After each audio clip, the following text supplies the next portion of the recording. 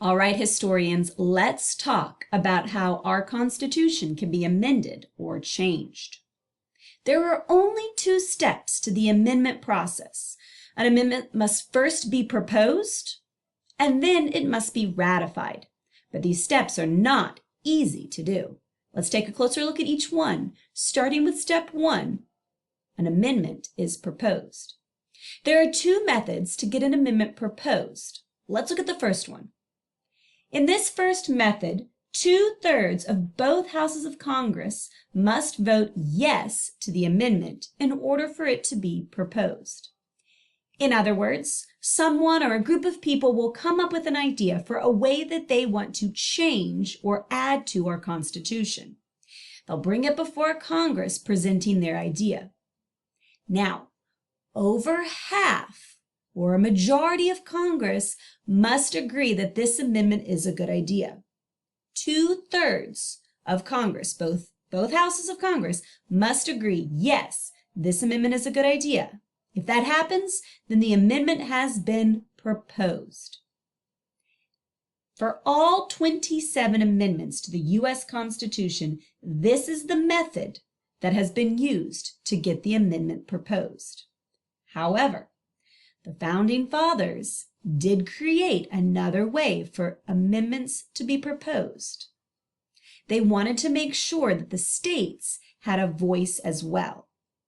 Therefore, the second method to proposing an amendment to the Constitution says that if 2/3 of state legislatures ask Congress to hold a convention, then the amendment can be proposed at this meeting.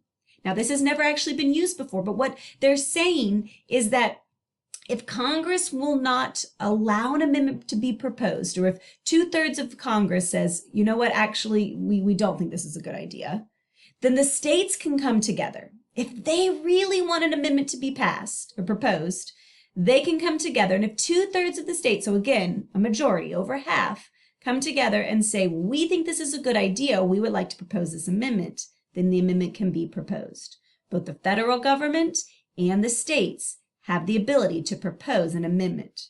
Both require a majority, 2/3, to agree before it's proposed. Now, once we get an amendment proposed, we move on to step two. The amendment now must be ratified or accepted, passed.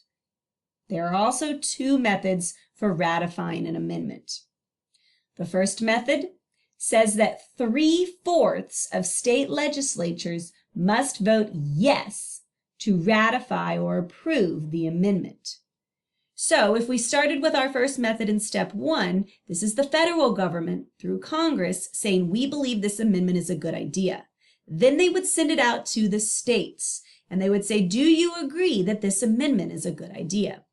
If a majority of the states, 3/4 or 38 of our 50 states, say yes, we believe that this amendment is a good idea, then the amendment is ratified or passed and it's added to our Constitution. But that's not the only way that an amendment can be ratified.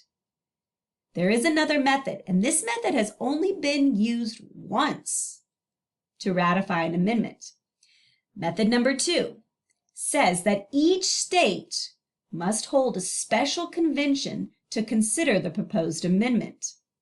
If 3/4 of these state conventions vote yes to ratify the amendment, then the amendment will be ratified.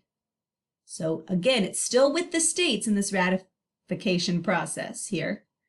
And we're still looking at over half, the majority, 3/4 of the states, 38 of them, must approve it, but they can approve it through a convention as opposed to those state legislatures.